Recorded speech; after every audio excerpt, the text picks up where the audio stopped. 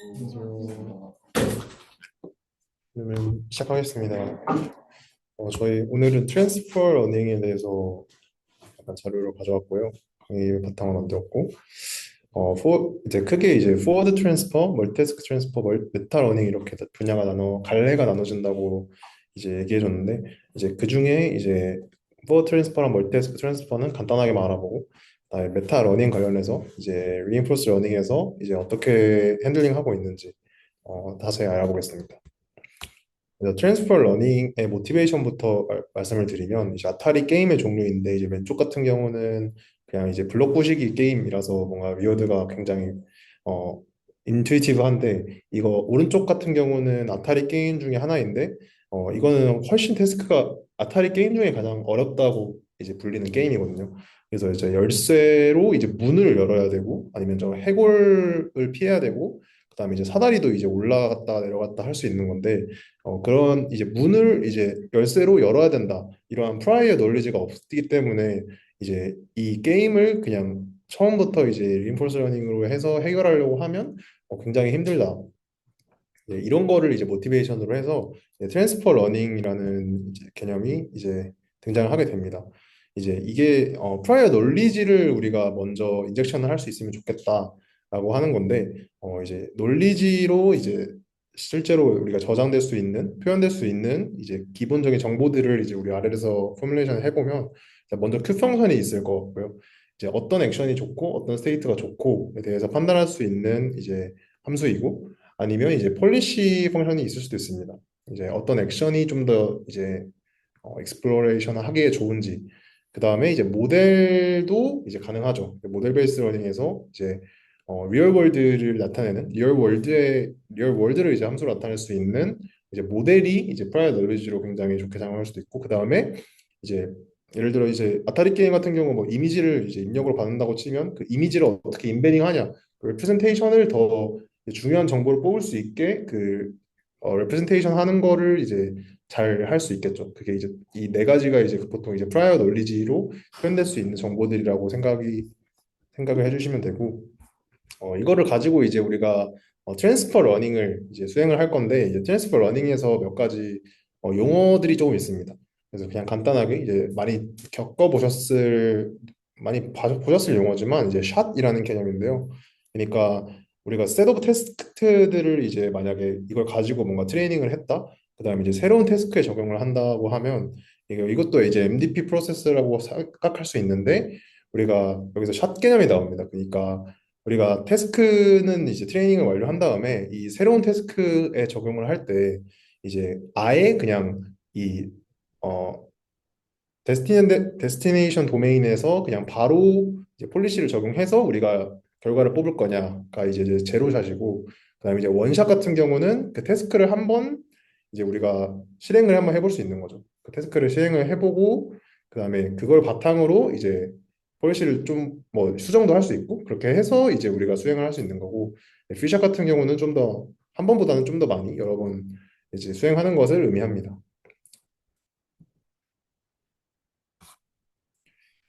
그래서 이제 이 트랜스퍼 러닝을 이제 세 가지 분야로 나눌 수 있다고 하는데 사실 이게 완전히 딱딱 떨어지는 건 아니고 조금 약간 겹치는 부분도 있습니다.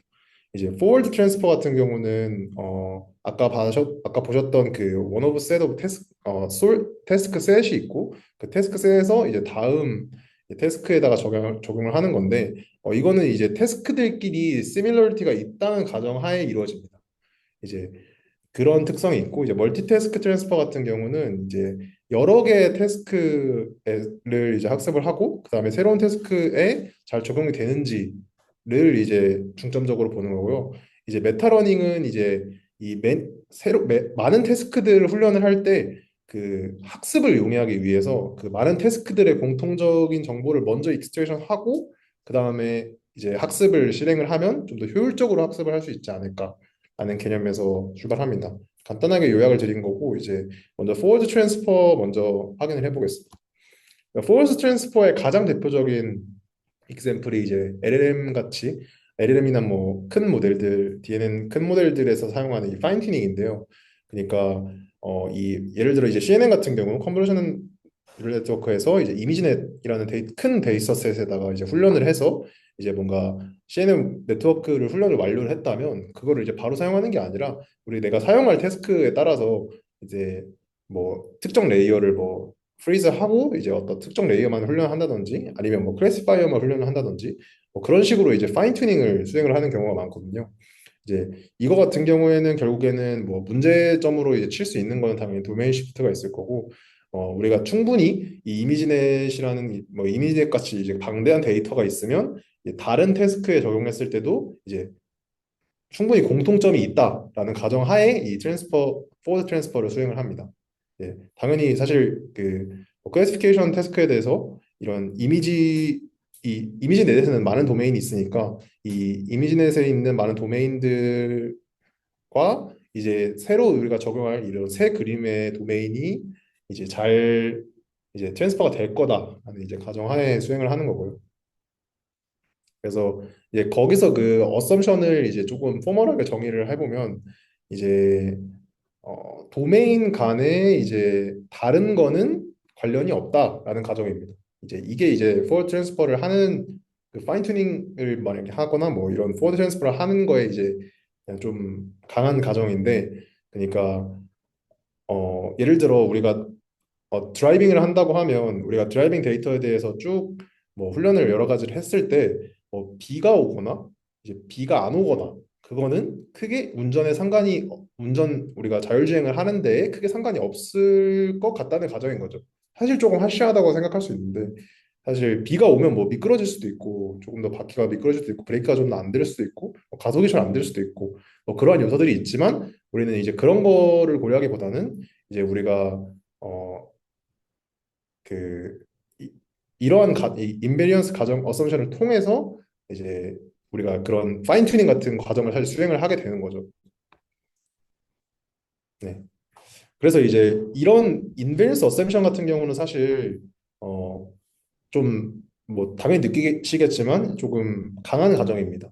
이거 뭐 비가 오거나 비가 안 오거나가 상관없다는 건 사실 조금 너무 좀 납득이 안 되잖아요. 그래서 이제 가장 이거를 이제 해결하기 위한 심플 솔루션이 이제 도메인 클래시파이어를 사용하는 건데요. 이제 아이디어는 엄청 간단합니다. 우리가 이제 시뮬레이터로 이제 런드 모델 이 가운데 있는 게 우리가 실제로 학습한 모델일 거고 이제 리얼 같은 경우는 리얼 상황은 리얼 월드는 이제 왼쪽에 있는 스타트스 골드 벽이 있는 과정일 텐데 우리가 이렇게 훈련한 모델과 이제 리얼 월드의 프로블럼이 다를 수 있잖아요.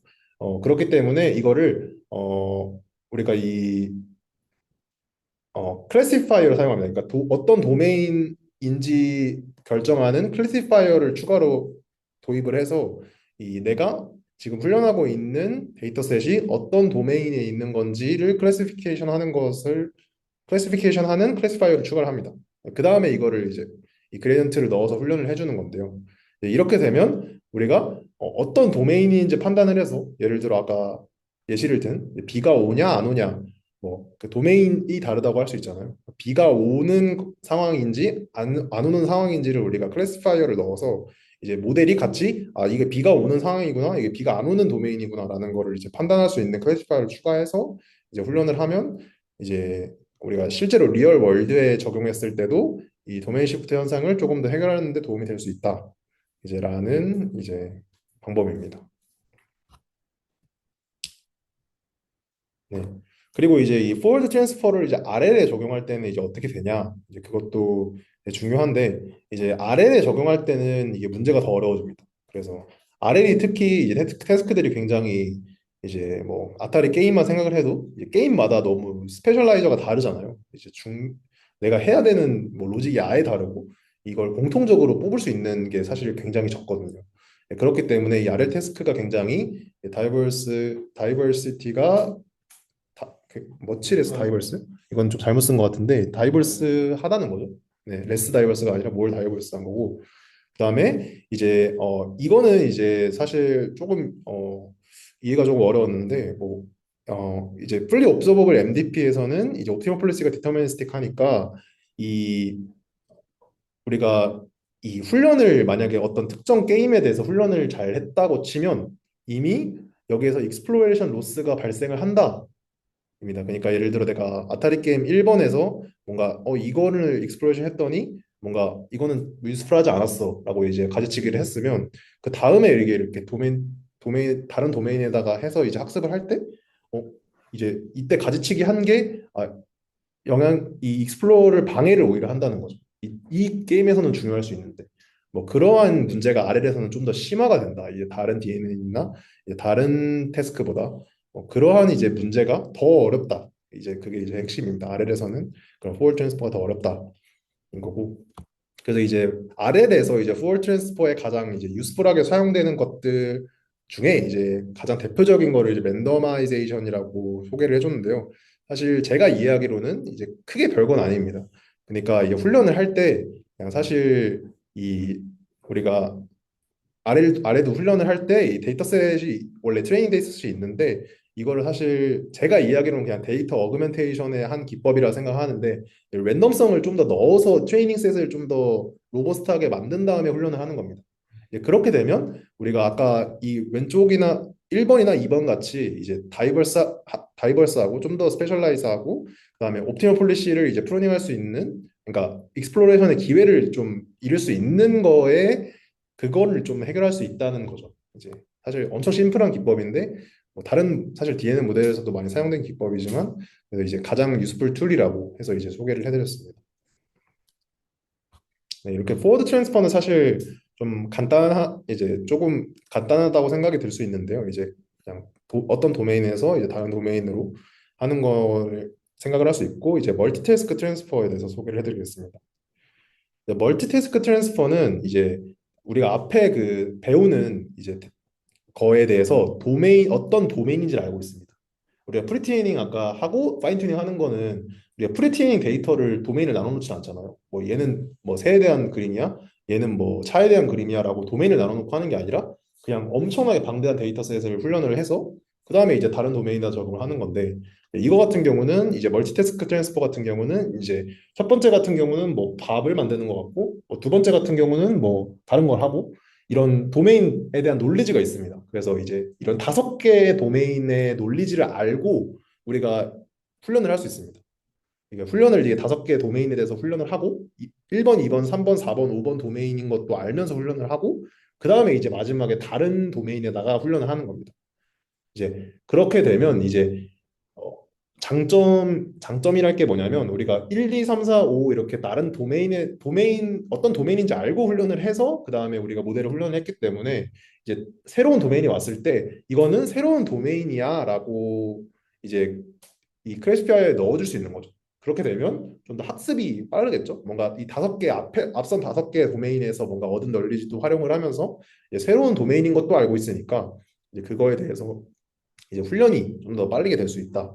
뭐 그렇게 생각을 해주시면 될 것 같고 그리고 이제 멀티태스크 트랜스퍼 같은 경우는 그냥 RL에서는 그냥 조인트 MDP랑 똑같다고 합니다. 이제 뭐 포뮬레이션 뭐 수식을 굳이 볼 필요도 없이 사실 뭐 MDP 프로세스를 생각을 해보면 이제 그냥 처음에 샘플링하는 이 과정에 이 어떤 도메인인지가 그냥 들어가는 것뿐이죠. 우리가 5개가 도메인이 있다고 하면 처음에 이 샘플하는 과정에 이제 도메인 1번, 도메인 2번, 도메인 3번. 그 다음에는 이제 뭐 우리가 폴리시는 같은 거를 사용하니까 뭐 그렇게 되면 이제 그냥 조인트 MDP랑 사실 똑같다라고 이제 그냥 인투이션을 얻을 수 있고 그 다음에는 이제 우리가 멀티태스크 트랜스퍼를 하기 위해서 이제 필요한 거를 말씀드리겠습니다. 아까 방금 말씀드렸다시피 우리가 멀티태스크 트랜스퍼 같은 경우는 우리가 이 어떤 걸 할지는 우리가 알고 있다고 했잖아요. 그러니까 이 DC 설거지를 하는 거랑 이제 런드리를 하는 거랑에 대한 거는 알고 있는데 이제 우리가 이거를 위해서 우리가 이 폴리시가 이 스테이트가 하나 더 필요합니다. 그러니까 W1이냐 W2냐 우리가 런더리를 이 로봇이 빨래를 하고 있냐 설거지를 하고 있냐 그거에 대한 정보가 더 필요하기 때문에 이제 솔루션 자체는 굉장히 뭐 이제 스트레이트포워드하고 간단한데요.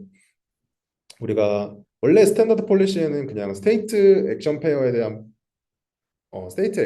이제 폴리시 확률 분포만 이제 가지고 있으면 됐다면 우리가 컨텍스처 폴리시는 그냥 이 W 우리가 어떤 도메인에 있는지에 대한 것까지 이제 같이 넣어주면 됩니다.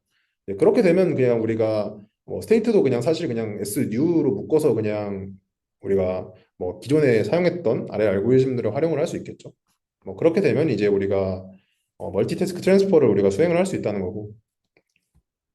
그리고 이렇게 컨텍스추얼 폴리시를 활용하는 방법 말고도 이제 골 컨디션 폴리시를 활용하는 방법이 있습니다. 이거는 이제 아까는 우리가 이 도메인이 어떤 데가 도메인에 있는지 그 컨텍스트를 우리가 넣어줬다면 이거 같은 경우는 골을 넣어주는 겁니다. 우리가 도메인마다 목표가 다를 수 있잖아요. 그 도메인마다 다른 목표를 넣어주는 겁니다. 이제 도메인마다 다른 목표를 넣어주면 이 목표에 대해서 이제 리워드 펑션이 나오게 되겠죠.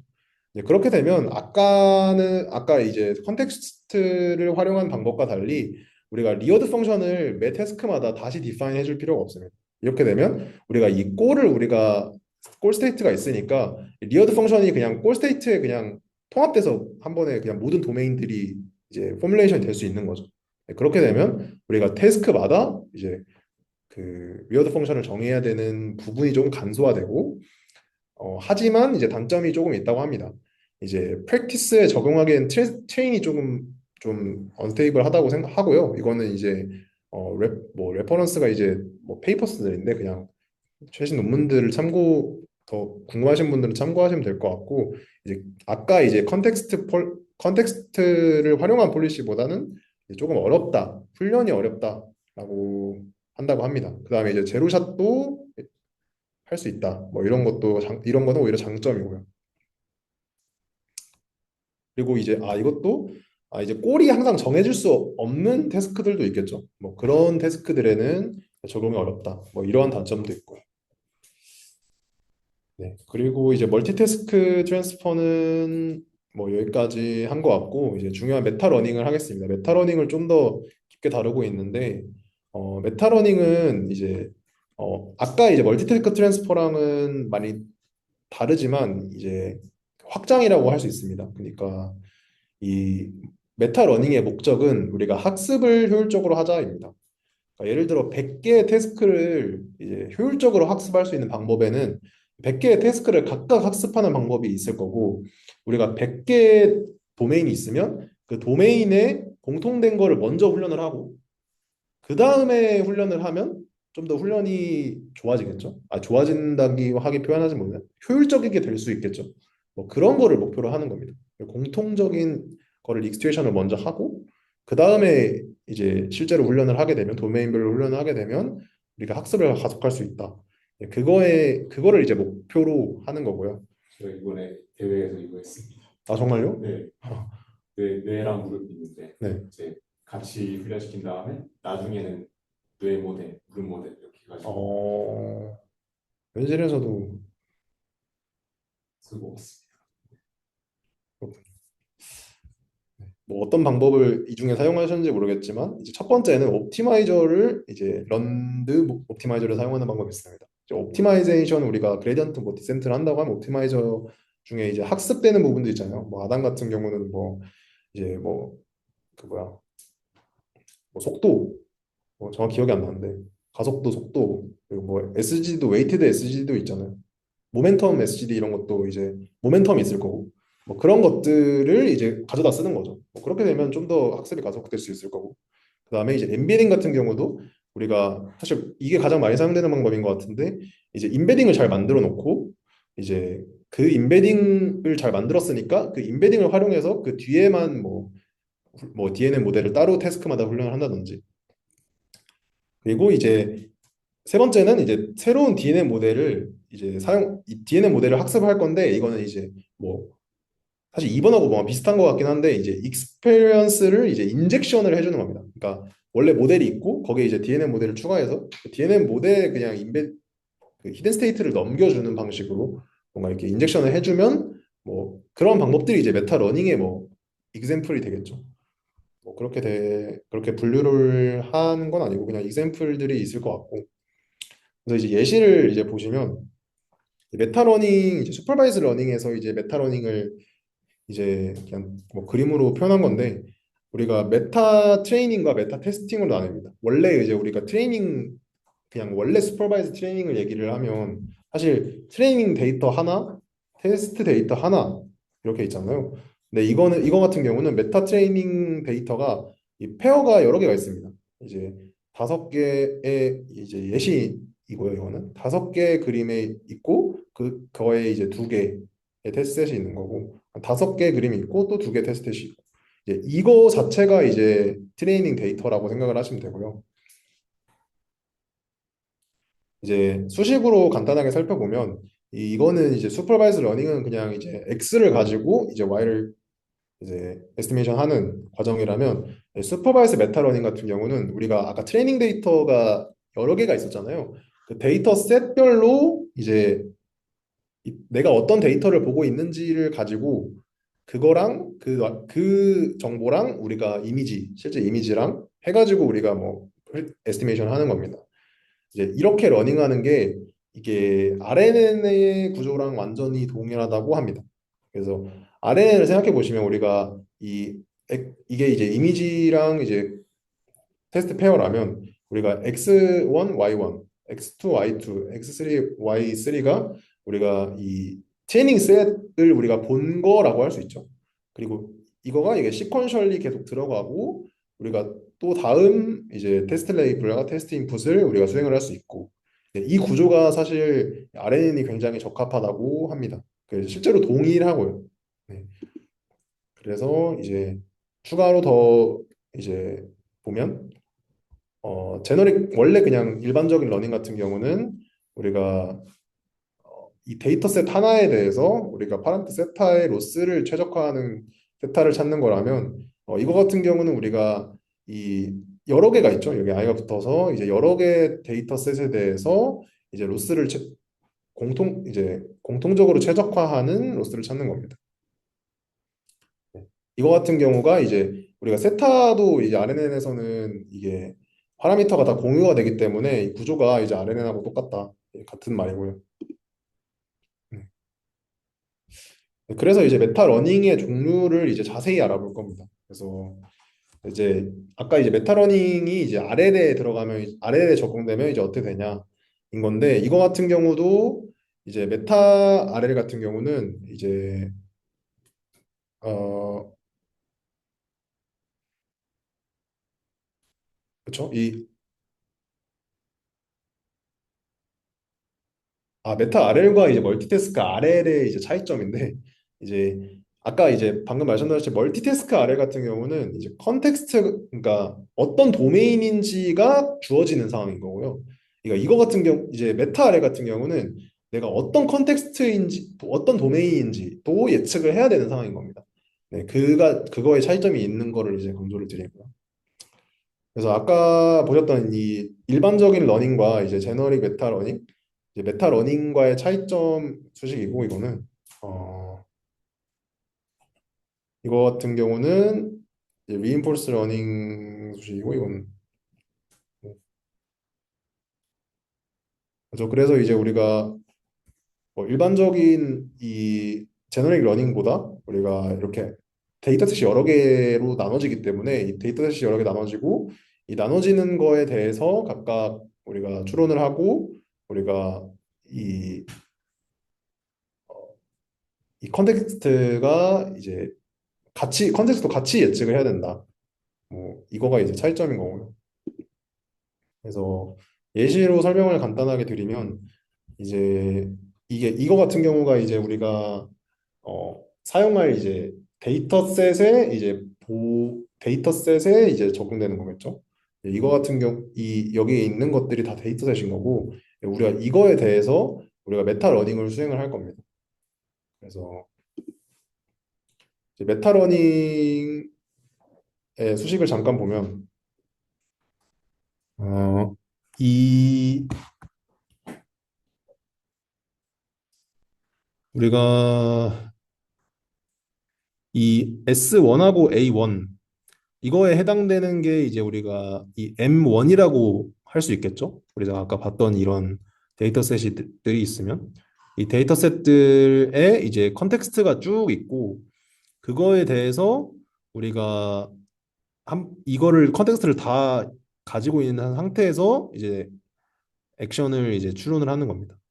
이렇게 되면 우리가 RNN 구조랑 이제 동일하다. 이 RNN 구조를 사용해서 이제 러닝을 수행을 할 수 있다라는 거고 사실 크게 이제 별게 없습니다. 그래서 이제 어떻게 훈련을 진행할 거냐, 이 메타 러닝에 대해서 이렇게 데이터셋이 여러 개가 있고 이 이전의 컨텍스트를 유지하면서 어떻게 다음 데이터가 이렇게 들어올 때마다 이제 훈련을 할 수 있냐. 네, 이거에 대해서 정답은 그냥 RNN을 사용한다입니다. 그래서 이제 예시로 이게 사실 직관적으로 안 와닿을 수 있어서 예시로 먼저 설명을 드리면 이 데이터가 만약에 세 개가 있다고 칩니다. 그러니까 초록색 데이터가 있고 파란색 데이터가 있고 이제 노란색 데이터가 있습니다.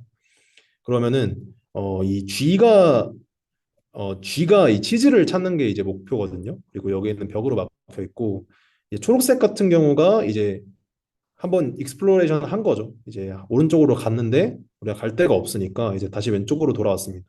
예, 그렇게 되면 이 M1을 봤을 때 우리가 치즈를 못 찾았죠. 그러니까 이 M1의 히스토리를 가지고 그 다음에 또 에스티메이션을 할 때 이 G가 오른쪽으로 가지 말고 이제 위쪽으로 갑니다. 그래서 위쪽으로 간 다음에 오른쪽으로 가서 치즈를 찾았죠.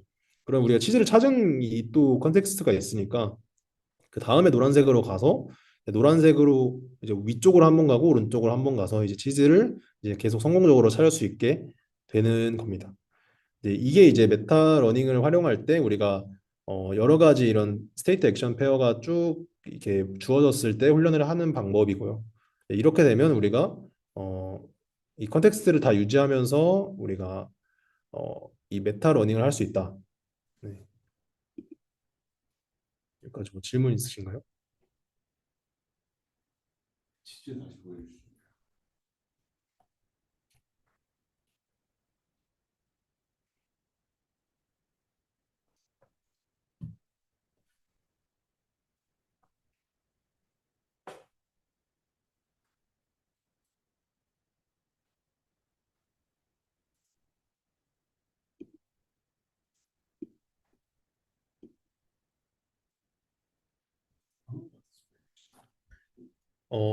그러니까 우리가 G가 치즈를 찾는 게 목적이고, 그리고 이 스테이트 우리가 이거를 이 데이터를 얻을 수 있습니다. 그러니까 이 공간에서 우리가 데이터를 얻을 수 있는 상황이고, 이제 처음에 우리가 이 처음 여기서 하는 거는 이 초록색입니다. 초록색 이 액션을 우리가 해 하는 거고요. 이렇게 되면 이제 초록색으로 한번 갔다가 이제 여기 벽이 막혀 있으니까 다시 돌아오는 거고. 이렇게 되면 우리가 이 여기에 있는 히든 임베딩 만약에 넘어가는 게 이 G가 이제 오른쪽 갔다가 갔는데 우리가 CG를 찾지 못했다라는 이제 히든 컨텍스추얼 정보가 남아 있는 거 전달되는 거죠. 다음 이제 임베딩으로 그렇게 되고 이제 다음 파란색으로 넘어가서 이제 초록색처럼 이제 오른쪽을 선택하는 게 아니라 위쪽을 선택합니다. 왜냐하면 이런 컨텍스트럴 정보가 있으니까 이 지금 스테이트를 이 G의 처음에 위치를 가지고 그 다음에 이제 파란색 결정을 해서 이제 G 치즈를 찾았죠. 이거 찾은 정보가 또 이 히든 스테이트로 넘어갑니다. 이게 컨텍스트로 계속 유지가 되는 거죠. 이거 같은 경우가. 그리고 이제 노란색 같은 경우는 이제 최종적으로 우리가 이 오른쪽으로 갔을 때는 못 찾았었고 파란색으로 갔을 때 찾았었으니까 최종적으로 노란색으로 이제 치즈를 찾는 거를 이제 잘 하게 되는 겁니다. 네, 이렇게 훈련이 된다고 생각을 하시면 되고요. 음, yes. 네. 그래서 이제 메타 러닝을 계속 종류를 알아보고 있는데 이제 방금 말한 게 이제 메타 러닝 중에 RL 이제 RLN을 활용한 방법이고요. 이제 이거 같은 경우는 새로 할 건 이제 그레디언트 베이스드 메타 러닝인데요. 이거는 이제 모델 어거니스틱한 메타 러닝이라고 기법이라고 합니다. 이제 이거의 방법 자체는 그레디언트 디센트를 추가로 이제 모델 내에서 수행을 하는 겁니다. 이게 사실 좀 직관적으로 안 와닿을 수 있는데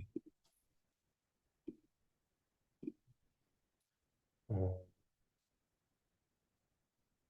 그러니까 이 모델 아고니스틱한 메타 러닝을 하게 되면 이 처음에 이제 이 모델 아고스틴 메탈 러닝을 한 다음에 트레이닝을 한 다음에 이제 우리가 이 거미 같이 생긴 이 손가락들을 움직여 보면 제자리에 이렇게 맴도는 것을 확인할 수 있습니다. 이제 만약에 이런 거를 이제 우리가 학습을 했다고 하면 이 만약에 내가 forward를 하는 이 거미를 만들고 싶다. 이제 앞으로 가는 거미를 만들고 싶다고 하면 이제 이 앞으로 간다는 정보를 가지고 이 파라미터를 바꿉니다. 그렇게 되면 우리가 forward 할 수 있는 하는 거미를 만들 수 있는 거죠. forward하는 리워드를 만들 forward하는 리워드를 준 이제 파라미터로 가면 우리가 이 거미가 앞으로 가는 것을 확인할 수 있으시죠. 그다음에 뭐 반대로 백워드하는 걸 만들고 싶다고 하면 이렇게 백워드하는 거미를 만들 수 있는 거. 네. 이러한 과정이라고 생각을 하시면 되고 우리가 이렇게 유니파이드 되게 이제 유니파이드한 모델 하나를 이렇게 훈련을 잘 해놓으면 우리가 이 앞으로 갈지 뒤로 갈지 이 y를 만약에 정해주고 이제 그레디언트 디센트로 웨이트를 바꿔주게 되면 우리가 원하는 동작을 하는 이제 모델을 만들 수 있다는 거죠. 네. 그게 이제 제가 이해하는 그레디언트 디센트 방법이고 그다음에 다음 할 거는 이제 partially observed NDP에서는 이제 어떻게 되냐인데 이제 이거는 사실 뭐 간단하게 다들 아실 거라고 생각을 하지만 뭐 그냥 뭐 강의에서도 하길래 가져와 봤고요. 네, partially observed MDP에서 우리가 어떤 게 문제라고 생각을 하냐면 당연히 어 확률 변수가 들어가는 게 문제죠. 그러니까 이 지금 내가 스테이트를 어떤 스테이트에 있는지에 대한 확률 변수가 들어가는데 이제 이 방법 같은 경우가 이제 이 태스크를 인퍼링 하는 거랑 비슷하다고 합니다. 동일하다고 합니다. 그러니까 우리가 지금 우리가 관찰하고 있는 이 옵저베이션의 이미션 레이시오랑 그다음에 이 내가 어떤 태스크에 있는지를 인퍼런스 하는 거 그게 이제 동일하다고 하고요. 이거 같은 경우 이 Z를 우리가 어떤 도메인에 있는지에 대한 Z를 확률 분포로 나타내면 이제 그거 같은 경우가 우리가 partially observed MDP를 이제 메타 러닝으로 이제 수행을 할 수 있는 이제 학습 기법이 되는 거죠. 네. 그래서 이제 우리가 Z를 우리가 확률분포에서 샘플링을 하나 해서 이제 Z가 맞다고 치고 도메인 내가 예측한 게 맞다고 치고 그 다음에 이제 액트를 하면 이제 이 과정이 이제 파셜리 업투표 NDP에 대해서 메타 러닝을 하는 거를 이제 모방할 수 있다라고 합니다. 이렇게 되면 우리가 이제 기존의 이제 폴리시 같은 경우는 우리가 Z 확률 변수가 들어간 폴리시가 되고 인퍼런스 네트워크는 이제 이 Z를 이제 인퍼런스 하는 네트워크가 하나가 더 추가가 되는 거죠. 그러니까 인퍼런스 네트워크가 하나가 더 추가가 되는 거고 이제 이걸로 이제 우리가 아까 우리가 RNN 활용했던 것이피 이 인퍼런스 네트워크 RNN을 활용을 하면 됩니다. 이제 컨텍스트얼 정보가 있고 우리가 어떤 도메인에 있는 건지 인퍼런스하는 네트워크가 있는 거죠. 그래서 이 인퍼런스 네트워크가 이제 추가가 된다. RNN 형태. 그다음 그렇게 되는 이제 과정입니다. 이렇게 되면 이제 partially observed MDP를 이제 메타 러닝으로 수행할 수 있다.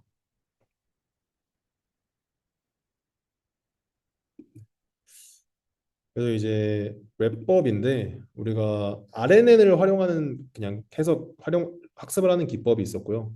이거는 굉장히 우리가 컨텍스트를 이제 매 트레이닝 데이터마다 이제 컨텍스트를 이제 넘겨주고 그 다음 데이터셋 보고 이게 굉장히 컨셉츄얼이 심플한데 이제 오버피팅 문제에 이제 버너러블하다고 합니다. 뭐 이거는 사실 뭐 저희가 확인할 수는 없는 거니까 뭐 그렇다고 하니까 뭐 그런 거고요. 그다음에 이제 바이레벨 옵티마이제이션 같은 경우는 우리가 아까 봤던 그 네, 그레디언트 베이스 모델입니다. 그러니까 이 그레디언트 베이스드 모델 같은 경우는 우리가 굉장히 이제 컨셉 자체는 굉장히 엘리전트한데 근데 문제는 학습이나 이런 게 좀 힘들고 이제 샘플이 더 많이 필요하다라는 이제 문제가 있다고 합니다.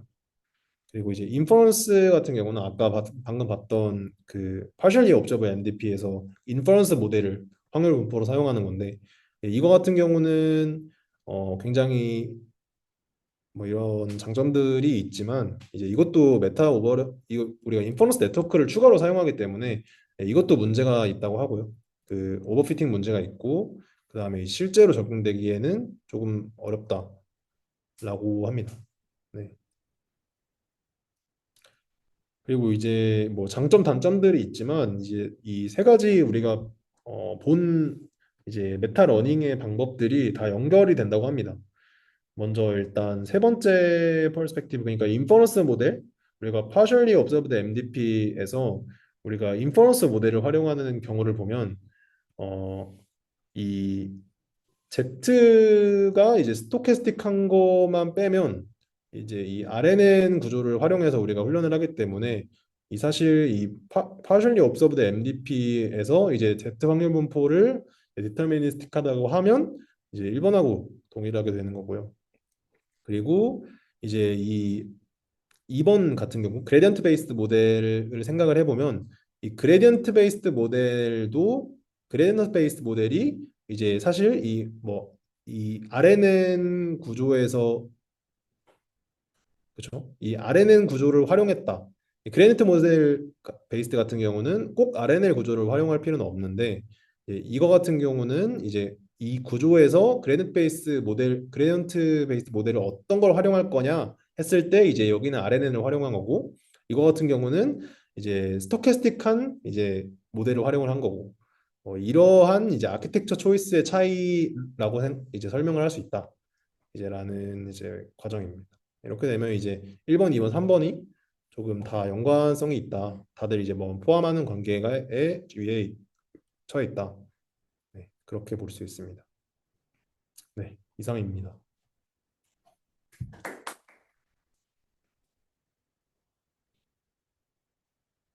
준비를 그렇게 잘 하지 못했는데 질문 있으신가요?